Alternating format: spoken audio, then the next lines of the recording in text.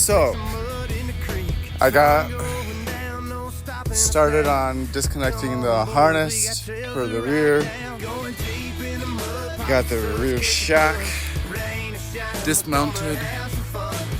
All the electrical for the motor to be pulled.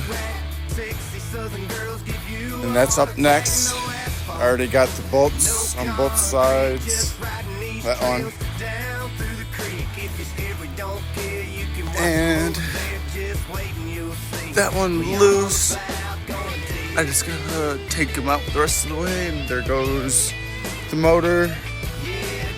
And then I gotta go through all that mess and finish getting the harness out.